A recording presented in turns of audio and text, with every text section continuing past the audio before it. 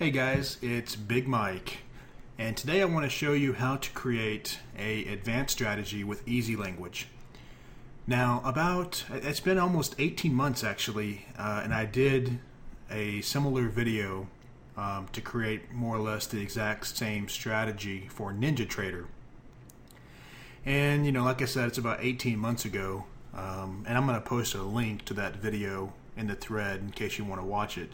But it was actually one of the last things that I really ever did for NinjaTrader.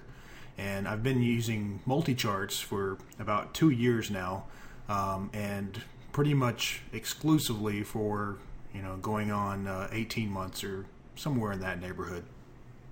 So I thought it would be a good idea to create a EasyLanguage strategy, which you could use with both MultiCharts and TradeStation, and just kind of cover some of the basics.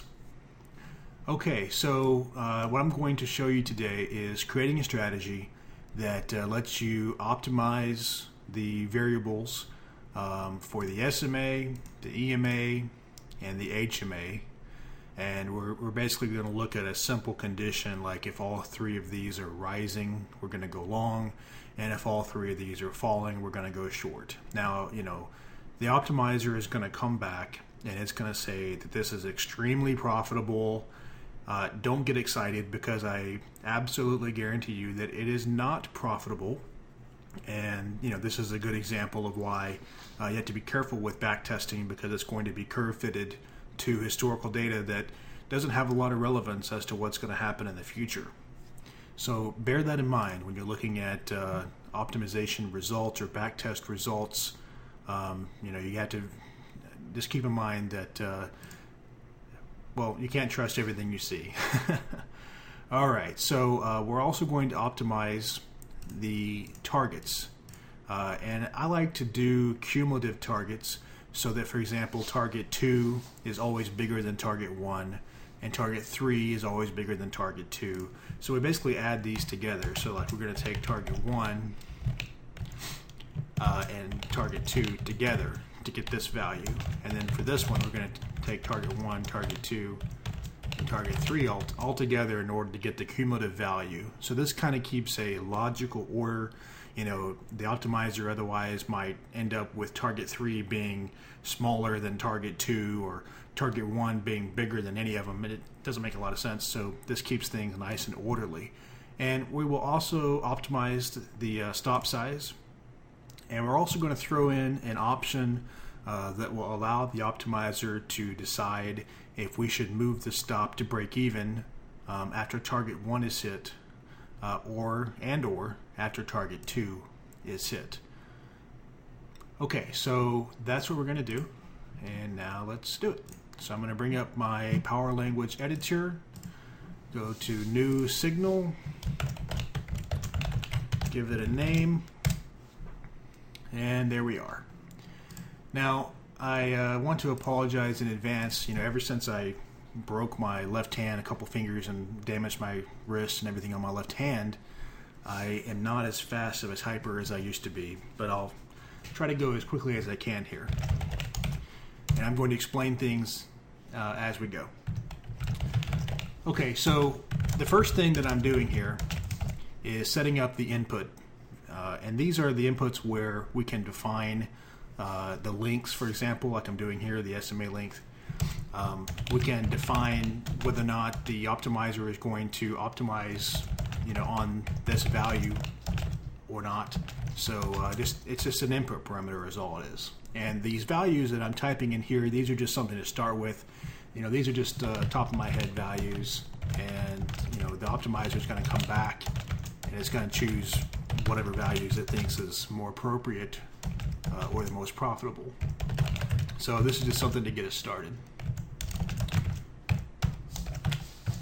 Okay, so those are all pretty self-explanatory. Now for this one, this is our break-even variable. Now the MultiCharts optimizer does not have an option to optimize a Boolean, true or false. It won't flip it back and forth to optimize it. So we're going to just use a regular value, and what we'll do is we'll say 0 is false, 1 is true. This is just a comment to ourselves. The 2 forward slashes, that's a comment.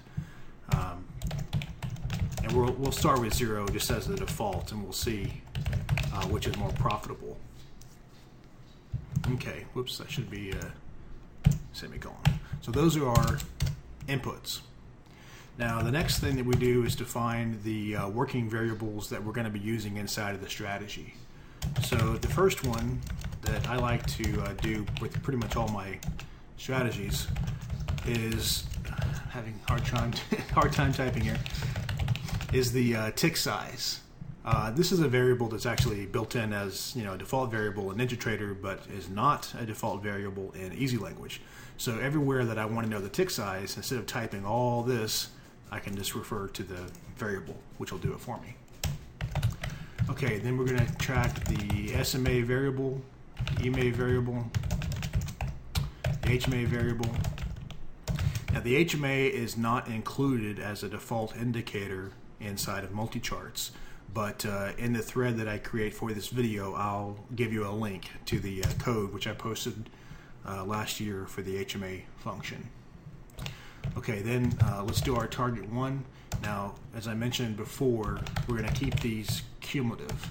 So the first one is just by itself, but target 2, we're going to take target 1 plus target 2, multiplied by the tick size. Target 3, we take target 1, target 2, and target 3, and multiply it times the tick size. Yeah, with my left 2 fingers not working too well, it's sometimes really hard for me to hit the shift key. That's one of the things that I mess up on. So I apologize for the typos.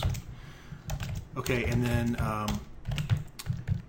these are 3 different variables to store our stop, the price for the stop. And the reason I'm doing it this way will become evident here in a few minutes when I get the rest of the code written.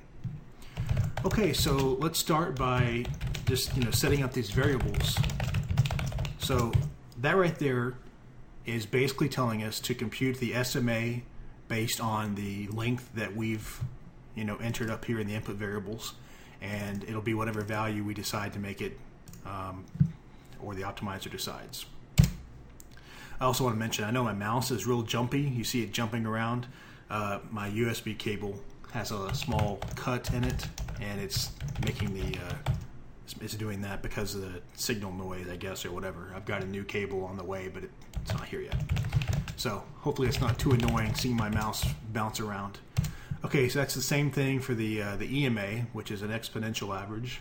It's a built-in to MultiCharts. Now for the HMA, I'm going to call a function that's not built in, but you can see it looks pretty much the same. And again, I'm going to post the code for the HMA on the thread. Okay, so all we're doing is basically setting up this variable to store this value. So that's the SMA, this is the EMA, that's the HMA. Pretty straightforward. Okay, so now it's time to open new positions. So we'll do a little comment line there just so we can keep track of what we're doing. And the first place that I'm going to start is to decide whether or not we are flat. Okay, so if market position equals 0, then that means that we don't have a position currently open. Otherwise, it would equal 1 for a long or -1 if we're short. So we only want to open a new position if we are flat. So let's set our condition for when we're going to go long. So if the SMA is rising, now this means if the current bar SMA value is higher than it was 1 bar ago. That's what that means. And we're going to do the same thing for the EMA. We're going to do the same thing, if I could type, for the HMA. Then begin. Okay, and what we're going to do is buy, and this is what we're going to name the buy signal. We're going to buy 3 contracts because we have 3 targets. Next bar at market. So this is basically telling us that if the SMA is rising, the EMA is rising, and the HMA is rising, then we're going to go ahead and buy, we're going to go long 3 contracts at market. So now we can cheat a little bit and duplicate this with cut and paste for our short. We'll just change the logic here just a little bit. Sell short. And change the comment. Excuse me. Okay. So that's our opening new positions. Kept it very simple for this demo. So now let's manage the open orders that we already have out in the market. So if the market position is 1, which means long, then we're going to do this. And the first thing we're going to do is set these little variables up for our stop, just so I don't have to type all this long stuff over and over and over again in these lines that I'm about to code. So the stop number 1, so let's say for target 1, for example, is going to be whatever the entry price was. That's whatever price that we've entered the market at, minus the stop size, which is an input variable up here on line 8. Okay. That's specified in ticks, and then in order to convert it to a actual tick size increment, then we multiply it times tick size, which is this little handy variable that I talked about up here. So that's the stop for target 1. Now target 2 and 3 are slightly more complex, and let me try to explain. So this is a if statement. It's a kind of a nested if statement where we can say that if one thing is true, then the variable st2 is going to equal this, but if it's not true, it's going to equal that. Okay, so without having to do 2 if statements at once to accomplish this, and 3 or 4 or 5 or 6 lines of code, we can do it all in one line of code. So if breakeven 2 is set to 1, and if you'll recall up here, line 9, 1 means true. It means we want to break even. So we want the target to be moved, or I'm sorry, we want our stop to be moved to break even if this condition is set to 1, if it's true. So if it's true, then our stop, if I can type here, is going to be our entry price. Okay, so that's break even.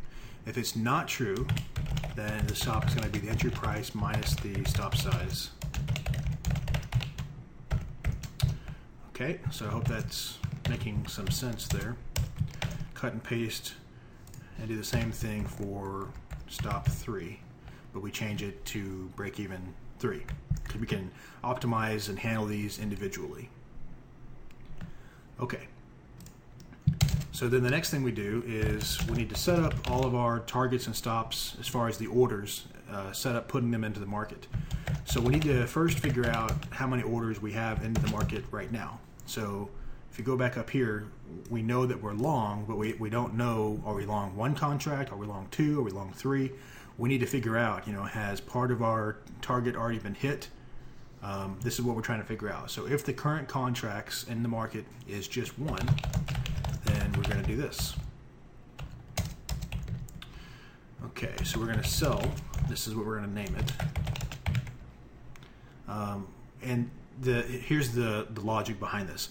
If we only have 1 contract in the market, that means that target 1 and 2 have already been hit, because target 3 is the one furthest away from our entry price.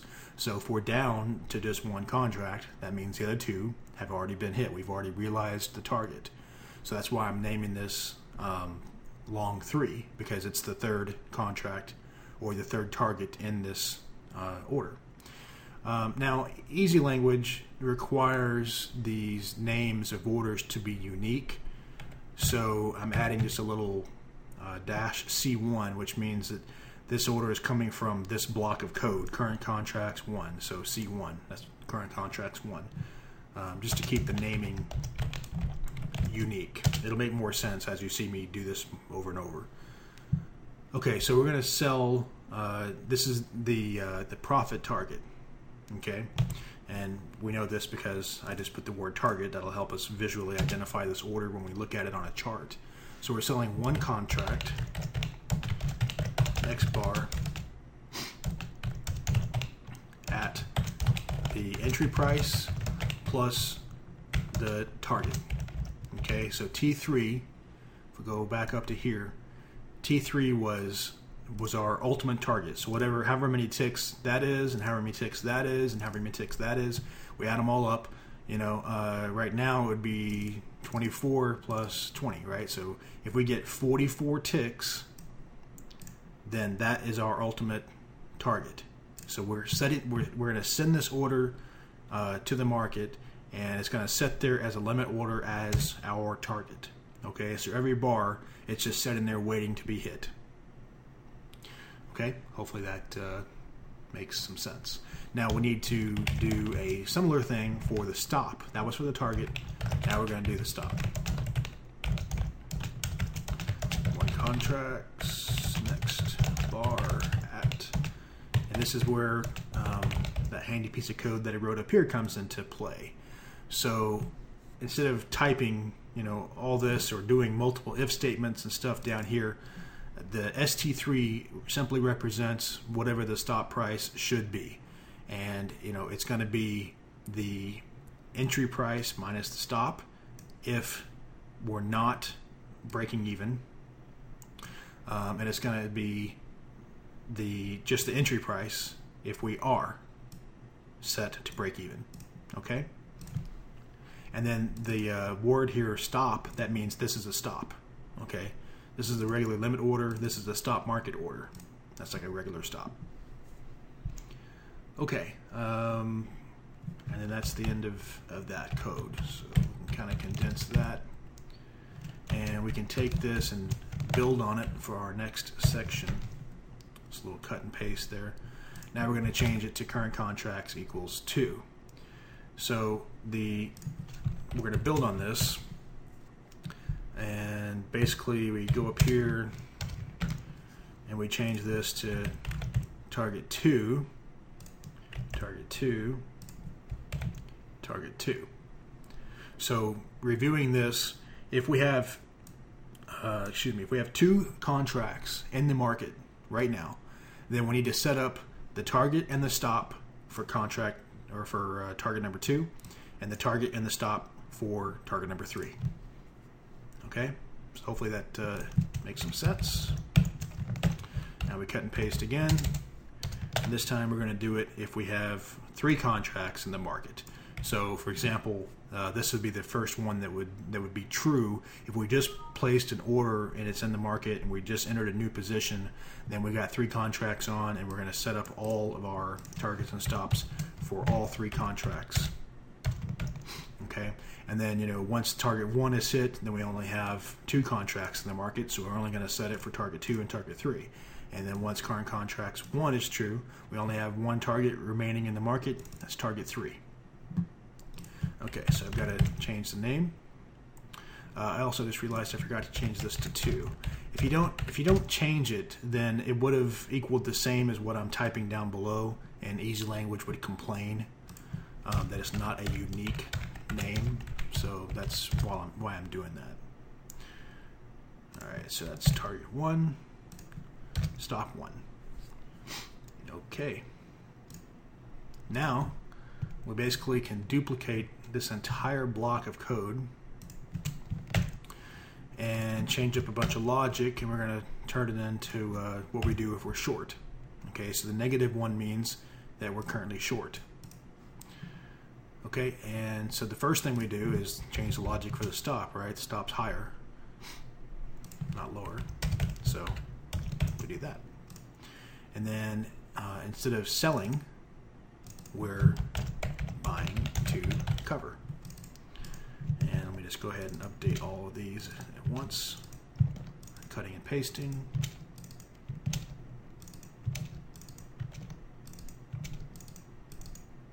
If I can get my mouse to work. Okay. Now the next thing is the entry price is going to be lower. Our target's going to be lower than the entry price. So we got to change the logic. For the short. And then the last one is actually going to remain true. excuse me, it's going to remain as it is because we've already set the stop price here. We don't have to change any logic because we already did it up there. Okay, and if I did everything correctly, then I'm going to press F3 to compile, and it's going to hopefully compile correctly, which it is not doing. I need to turn on the output bar so I can see. Okay, I got a typo, and you can see right here that that should not that should not be like that. This is what I was saying before, that the each name has to be unique. Okay, so down at the bottom it says line error 83 has an error in it, and it's pretty obvious that I left all these with L for long instead of changing it to S for short. So a little mistake there when I did my cut and paste, and we'll get an extra space right there. Okay, now let's press F3 again, and this time it compiled successfully. So now let's add it to a chart. So let me make this a good size. This is just a 5-minute chart of the euro, nothing fancy. And I'm going to insert the study, and it's right there, BMT Moneymaker. Okay, so let me just go ahead and click on properties first, and let's start with some basics. So commission, I always enter this. I mean, if you don't define commission and slippage, then it's, well, pretty much a waste of time in my opinion. So for every contract, I'm going to put $2 commission. So when I enter it, it's $2. When I exit the trade, it's $2. Now I also need to put in slippage because I'm using market orders for the entries. I should probably include 1 tick of slippage, because if I don't include 1 tick of slippage, then it's pretty unrealistic. So there's 1 tick of slippage. The rest of this I'm going to leave the same from now. Oh, you know what I forgot? You need to go to maximum number of bars study will reference. In this case, because our code back over here, we had that really big SMA value of SMA 200. The default max bars back is 50. And if you try to run the strategy with, it looks at more than 50 bars, then it would give you an error. So I just went ahead and increased it to 200 just to make sure we don't get that error. Okay, and then let me just go ahead and open up the options so you can see. If I was manually running the strategy, you can see where I can define each of these. Okay, remember for the breakeven 2 stuff, breakeven 3, 1 is true, 0 is false. All right, so let's go ahead and just hit close, and it's going to add it to the chart. And lots of orders. Let me make the chart bigger so it's a little bit easier to see what's going on. Okay, here's a nice example. So on this bar, we've entered long, and make it even bigger here so we can really clearly see what's happened here. We've entered long.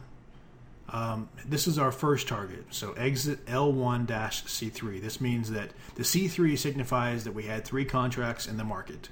Here we had 2 contracts in the market. Here we had 1 contract in the market. Okay, the L1 signifies that we exited target 1. L2 is target 2. L3 is target 3. Okay, so hopefully that makes sense. And now let's run an optimization.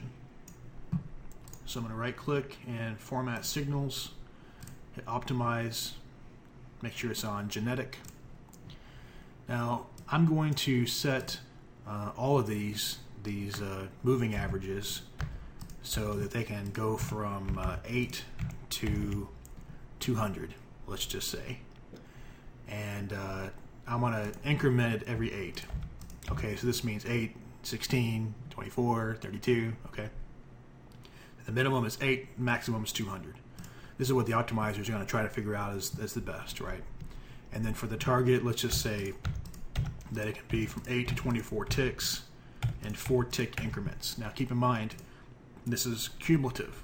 So if all of these end up being 8, for example, then target 1 is going to be 8 ticks, target 2 is going to be 16 ticks, and target 3 is going to be 24 ticks.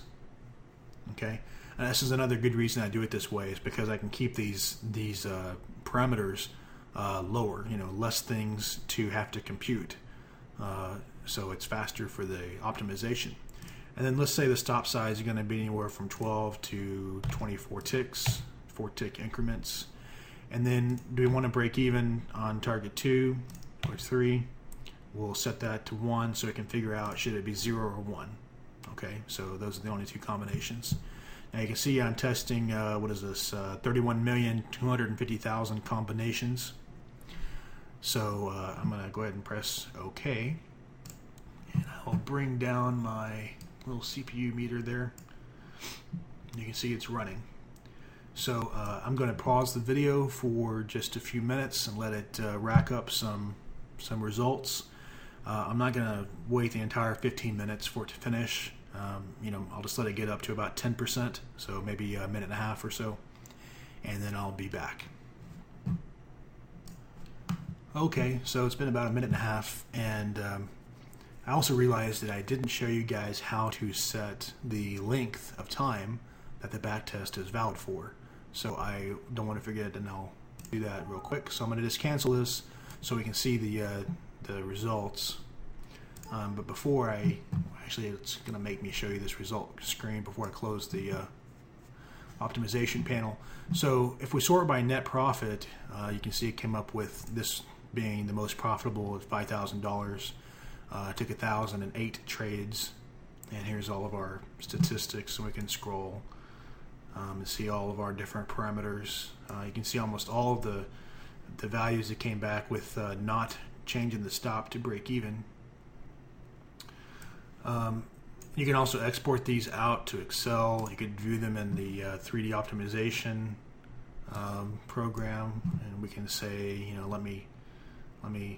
well, I'll just throw them all up here. It's gonna get a little crazy, and that's what the 3D looks like. You can zoom in, you can change the x-axis, and etc. Okay, I wanted to show you where you set up the data series for the backtest, and it's just whenever you built the chart. So in this case, this is a 5-minute chart for 90 days of data. Okay, so that's what's determining what to run the backtest on.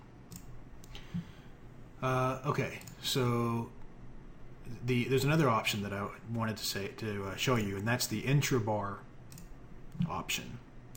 So if you go to the Format Strategy Backtest tab, you can see Bar Magnifier. And Bar Magnifier basically allows us to take, like right now this is a 5-minute bar, right? But we don't know exactly what happened inside that 5-minute bar. So some of our backtest results could be wrong because we're operating on the assumption of what happened on the entire 5-minute bar instead of tick by tick inside that bar. Basically, I refer to it as the open, high, low, close ordering. We don't know what order things happen. Did the high happen before or after the low of that bar? We don't know. When we turn on Bar Magnifier, we do know. So we'll turn that on, and we will optimize it again. I'm not going to do this right now because it would take infinitely longer because it has to load 90 days of tick data instead of 90 days of minute data. But you can do that very easily. And if I hit close, it's actually going to do it right now. And well, even with the default values, I'll bring down my performance result report, and you can see that the optimization before said that we could only make $5,000. Now it's showing $153,000 by letting us operate tick by tick. Okay, and I guess I should probably show you real quick some of the analysis and reports that you can run within MultiCharts. You get a list of trades, you get a breakdown, you can look at outliers, the run up and drawdown, a whole bunch of statistics and options, graphs, the MAE and MFE graph. Let's go back up here. Here's a summary report, some common financial ratios, analysis of how long you're in the market, how long you're flat, that kind of stuff, your equity curve. You can see there's some kind of, there must be some kind of error in the data or something. We had one trade, looks like, that made us $160,000 or whatever the math is. So this helped you find that really fast and maybe fix your data. It could have been whenever the contract was adjusted, since I'm using a continuous contract. Equity curve for longs and shorts separated. How much money you would have made if you just did a buy and hold strategy. Close to close equity graph. So lots of different options on the performance report. Okay, guys, I think that covers just about everything. So hopefully this video has been useful to you. And if you have any questions, then just go ahead and ask them on the thread, and I'll see you guys on the forum.